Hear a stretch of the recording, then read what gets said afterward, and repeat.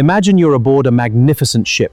The sea is calm, the voyage is peaceful. Kings, princes, and noblemen feel completely safe. Then, without warning, the sky turns black. Thunder explodes. Towering waves crash against the ship. Even the King of Naples believes he is about to die. It is one of Shakespeare's most unforgettable openings. But here's the twist. The storm isn't real. It's an illusion, a masterpiece of magic. Every wave, every flash of lightning, every moment of terror is controlled by one man, Prospero. Welcome to The Tempest, Shakespeare's final solo play and his crowning masterpiece. While Hamlet tracks the bloody cost of revenge, Macbeth exposes the dangers of ambition. The Tempest walks right up to the edge of a traditional revenge tragedy and chooses a different path. It asks a more profound question. What is true power? Is it the power to control others or the strength to forgive them? On the surface, this play has everything. A shipwreck, magic, spirits, romance, comedy, political intrigue, and a mysterious island. But beneath its adventure lies a powerful exploration: authority, freedom, justice, colonialism, imagination, and forgiveness. It also leaves us with fascinating questions. Is Prospero a wise ruler or a controlling magician? Is Caliban a monster or the island's rightful owner? And is Prospero actually Shakespeare's final self-portrait? Many critics believe The Tempest was Shakespeare's farewell to solo playwriting, making its ending one of the most moving moments in literary history. In this lecture, we'll explore its historical background, unravel every act, analyze its unforgettable characters and themes, and discover why this magical play continues to captivate audiences. So get ready, because Shakespeare's greatest storm is about to begin. By 1610, Shakespeare had already transformed English literature. He had written timeless comedies like A Midsummer Night's Dream and Twelfth Night, gripping histories like Henry IV, and immortal tragedies including Hamlet, Othello, King Lear, and Macbeth. Instead of ending his solo career with another tragedy, Shakespeare turned to hope. His late romances unite suffering with reconciliation, loss with renewal, and justice with mercy. Among them, The Tempest stands as his most philosophical work. The play also reflects the age of exploration, when European voyages to unknown seas brought stories of distant islands and new worlds. One event likely inspired Shakespeare. In 1609, the Sea Venture was wrecked in a violent hurricane, and its passengers were later found alive on Bermuda. This dramatic shipwreck captured England's imagination and almost certainly influenced the opening of The Tempest. But Shakespeare transformed a real disaster into something far greater. The island is not merely a remote place, but a symbolic world where power, identity, and truth are tested. The play also reflects Renaissance beliefs that link magic with learning, philosophy, and the mysteries of nature. Prospero is not just a magician, he is a scholar whose knowledge gives him extraordinary power. Yet Shakespeare asks an important question. When knowledge gives us power, how should we use it? To dominate others or to show compassion? That question lies at the heart of The Tempest and remains just as relevant today. Before we analyze the acts, let us overview the plot. 12 years before the play begins, Prospero, the rightful Duke of Milan, devoted himself to books and learning, leaving the government in the hands of his ambitious brother, Antonio. Antonio betrayed him. With the help of Alonso, King of Naples, he seized the dukedom and abandoned Prospero and his young daughter Miranda in a tiny boat, expecting them to die. But they survived. Thanks to the loyal Gonzalo, who secretly provided food, supplies, and Prospero's treasured books, they reached a mysterious island. There, Prospero mastered magic, freed the spirit Ariel, subdued the island's native inhabitant Caliban, and waited patiently for fate to bring his enemies back to him. 12 years later, that moment finally arrives. Prospero summons a magical storm to separate his enemies, confront them with their past crimes, and lead them toward justice, redemption, and ultimately forgiveness. Because The Tempest isn't ultimately about revenge. It's about discovering that the greatest victory is not defeating your enemies. It's overcoming your own desire for revenge. Every Shakespearean masterpiece begins with a moment that changes everything. In Hamlet, it's the ghost. In Macbeth, the three witches. In King Lear, the division of a kingdom. In The Tempest, it's a violent storm. Also, it seems. Shakespeare throws us straight into the action in medias res, in the middle of things. There are no introductions, only chaos. Kings, princes, and sailors all struggle against the same terrifying sea. But notice something surprising. The first person to take charge isn't a king, it's the boatswain, an ordinary sailor. While the nobles shout orders, he ignores their titles because in a storm, survival matters more than social status. Shakespeare makes a bold point from the very beginning. Nature doesn't care whether you're a king or a commoner. Death makes everyone equal. Then comes the play's first great twist. The storm isn't real. It's an illusion created by Prospero, the exiled Duke of Milan. Suddenly, everything changes. The Tempest isn't an accident, it's a carefully directed performance. Like a playwright, Prospero controls every entrance, every meeting, and every event on the island. In many ways, he mirrors Shakespeare himself, creating a world where illusion reveals truth. The storm also introduces Miranda, Prospero's daughter. Believing the passengers have drowned, she immediately feels compassion. "Oh, I have suffered with those that I saw suffer." Unlike the ambitious characters we'll soon meet, Miranda responds with kindness, reminding us that true greatness lies in empathy, not power. Prospero then reveals the story behind the storm. 12 years earlier, he was the rightful Duke of Milan. More interested in books than politics, he trusted his brother Antonio to govern. Antonio betrayed him, seized the dukedom with the help of Alonso, king of Naples, and abandoned Prospero and the young Miranda at sea. Only one man showed mercy, Gonzalo. Secretly, he provided food, supplies, and, most importantly, Prospero's precious books. Those books gave Prospero the knowledge that made his magic possible. Next, Shakespeare introduces two unforgettable characters. First is Ariel, the airy spirit who serves Prospero with remarkable speed and grace. Though loyal, Ariel longs for one thing above all else: freedom. Then comes Caliban, the island's original inhabitant and perhaps Shakespeare's most controversial character. Prospero calls him a monster, but Caliban insists, "This island's mine." With those words, Shakespeare raises questions that still spark debate today. Is Prospero a civilizing hero or a colonizer who has taken another man's land? There are no easy answers. The conflict deepens when Caliban bitterly declares, "You taught me language, and my profidant is, I know how to curse." Here Shakespeare shows that language can be both a gift and a tool of control, a theme that modern post-colonial critics continue to explore. Finally, Ariel leads Ferdinand, the Prince of Naples, to Miranda. Having fallen in love at first sight, their connection is instant.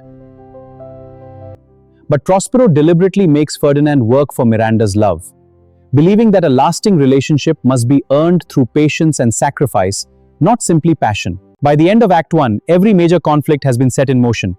Revenge versus forgiveness, freedom versus servitude, power versus responsibility, and love versus ambition. Most importantly, Shakespeare teaches us the central lesson of the play. Nothing is as it first appears. The storm is an illusion. The island hides deeper truths. Behind every act of magic lies a profound lesson about human nature. If Act 1 was about surviving the storm, Act 2 is about surviving human nature. The sea is calm. The magic grows quieter. But Shakespeare reveals that the greatest danger isn't the island, it's ambition. While Prospero barely lifts a finger, his enemies begin creating their own chaos. King Alonso believes his son Ferdinand has drowned. For the first time, he experiences genuine remorse, not only as a grieving father, but as a man haunted by his past betrayal of Prospero.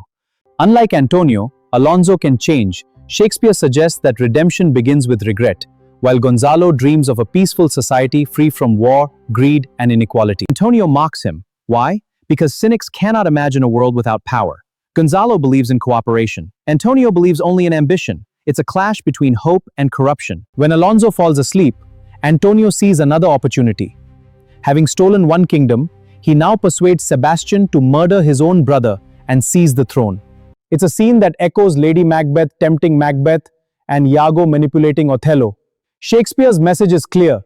Unchecked ambition never stops. It simply looks for its next victim. But just as the murder is about to happen, Ariel awakens Gonzalo, saving the king. Justice survives not through violence, but through vigilance. The mood suddenly changes. Enter Trinculo, the jester, and Stephano, the drunken butler. Their meeting with Caliban is hilarious. Stephano offers Caliban wine. Caliban mistakes him for a god. The audience laughs. Yet Shakespeare is making a serious point. People can mistake power, technology, or luxury for superiority. Comedy becomes social criticism. Caliban quickly switches his loyalty from Prospero to Stephano. Together they hatch an absurd plan. Kill Prospero, marry Miranda, rule the island. It's laughably ridiculous. But Shakespeare cleverly parallels this drunken conspiracy with Antonio's very real plot against Alonso. One involves kings, the other fools. Yet both are driven by the same desire: power. By the end of the act, Shakespeare presents three different rulers. Prospero, who governs through knowledge. Antonio, who rules through betrayal. Stephano, who dreams of ruling through drunken fantasy. Each forces us to ask the same question: what truly makes a good leader? Knowledge, power, birth, or compassion? More importantly, Act 2 reveals one of Shakespeare's greatest insights. Adversity doesn't create character, it reveals it. The real tempest is no longer the storm at sea, It's the storm within the human soul. Political conspiracies continue. Comic rebellions grow. But at the heart of the island, a different story begins. Not one of ambition, but of commitment. And Shakespeare now asks a timeless question. Can true love survive when it is tested? By Act 3, The Tempest is no longer about a shipwreck. It's about the human heart. Three stories unfold at once. Ferdinand and Miranda cement their love through sacrifice. Alonso begins to confront his guilt. Caliban and his drunken companions stumble toward disaster. Each character is being tested. Some will grow. Others will reveal who they truly are. Prospero makes Ferdinand, the Prince of Naples, carry heavy logs. At first it seems cruel, but it's actually a test. Unlike the impulsive love of Romeo and Juliet, Shakespeare presents love as something that must be earned through patience, sacrifice, and commitment. Ferdinand never complains because, as he says, "My labors are pleasures." For him, devotion transforms hard work into joy. Miranda, meanwhile, offers to carry the logs herself. Ferdinand refuses. Neither wants to dominate the other. Each wants to ease the other's burden. This is Shakespeare's ideal relationship, built on mutual respect, not power. Soon, the two pledge their formal marriage vows to one another, while Prospero secretly watches with satisfaction. His plan is working perfectly. The mood suddenly shifts.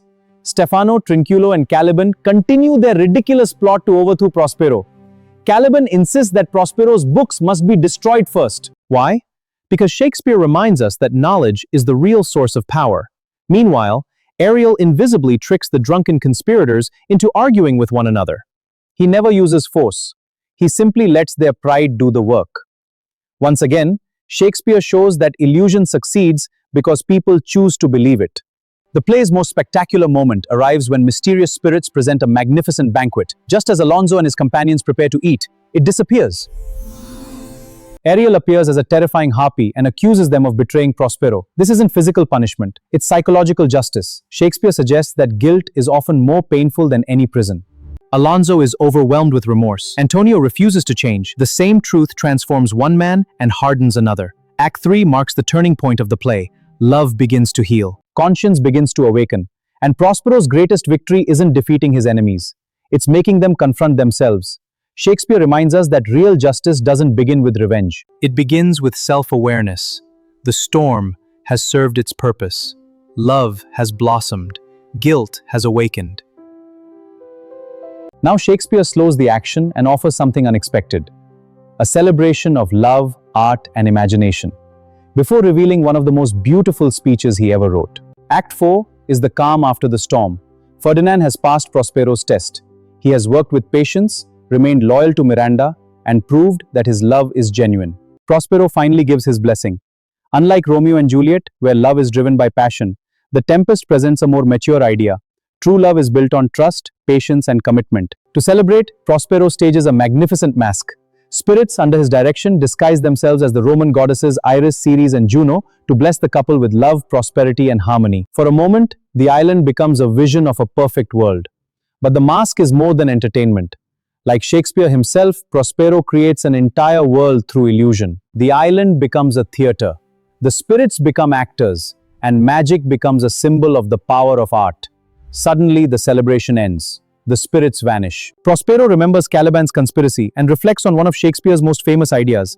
We are such stuff as dreams are made on. Life, like theater, is temporary. Kingdoms fade. Power disappears. Even great civilizations pass away. What truly matters isn't wealth or authority. It's how we live and the choices we make. Many critics see this speech as Shakespeare's own farewell to solo playwriting. Meanwhile, Caliban, Stephano, and Trinculo continue plotting against Prospero. But when they discover expensive clothes, they start stealing. Their greed destroys their own plan. Shakespeare's message is simple. People are often defeated not by their enemies, but by their own weaknesses. Prospero's spirits chase the foolish conspirators away, ending the rebellion without bloodshed. Act 4 prepares us for the play's emotional climax. Prospero begins to let go of revenge. His anger softens. Mercy begins to replace vengeance. The lovers are united. The villains have been exposed. And Shakespeare leaves us with one final question. What is greater, revenge or forgiveness? Prospero has the power to punish everyone who wronged him. But the strongest magic in The Tempest isn't the power to control storms. It's the courage to forgive. Shakespearean plays leave us with a question. Hamlet asks if revenge brings justice. Macbeth asks if ambition brings happiness. The Tempest asks, What is the highest form of power? Shakespeare's answer is simple: the power to forgive. Prospero has the power to punish his enemies, but Ariel reminds him that even a spirit can feel compassion. Prospero realizes that mercy is greater than revenge and declares, "The rarer action is in virtue than in vengeance." In other words, anyone can take revenge. Prospero abandons revenge and reveals himself as the rightful Duke of Milan. Alonso sincerely repents and restores Prospero's dukedom. Antonio, however, remains silent. He never apologizes. Yet Prospero forgives him anyway, showing that forgiveness is about freeing yourself, not waiting for others to change. Prospero also warmly embraces Gonzalo, whose kindness saved his life years earlier. Shakespeare reminds us that small acts of goodness can change history. Prospero then reveals Ferdinand and Miranda happily playing chess. Alonso discovers that his son is alive. Two broken families became one. Conflict ends not with war, but with love. Miranda says, "Oh brave new world." Her innocence reminds us that every new generation has the chance to build a better future. The emotional climax arrives when Prospero breaks his magical staff and buries his books. He gives up magic because he has discovered a greater power: self-mastery. Many critics see this as Shakespeare's own farewell to the theatre. The magician leaves the stage. The solo playwright says goodbye. Finally, Prospero frees Ariel. The play that began with control ends with freedom. Standing alone, Prospero asks the audience to release him not with magic, but with their applause. For many, this is Shakespeare himself taking his final bow after a lifetime of creating theatrical magic. Unlike Shakespeare's great tragedies, The Tempest ends without death or destruction. Instead, it ends with wisdom, reconciliation, and hope. Its final message is unforgettable. True power isn't controlling others, it's controlling yourself. And the greatest victory isn't defeating your enemies, it's finding the strength to forgive them. When The Tempest begins, it looks like a story about a storm, in a shipwreck, an enchanted island, a powerful magician seeking revenge. But by the end, we realize the real storm was never at sea. It was inside the human heart. The storm of ambition in Antonio, guilt in Alonso, anger in Prospero, resentment in Caliban. One by one, Shakespeare calms these storms not with violence, but with forgiveness. That is what makes The Tempest unique. Unlike Hamlet, revenge does not win. Unlike Macbeth, ambition does not triumph. Instead, Shakespeare offers hope. He reminds us that people can change, enemies can reconcile, and mercy is stronger than revenge. The Tempest still feels modern because its questions are our questions. What is true power? What is freedom? Can justice exist without mercy? And can we forgive those who have wronged us?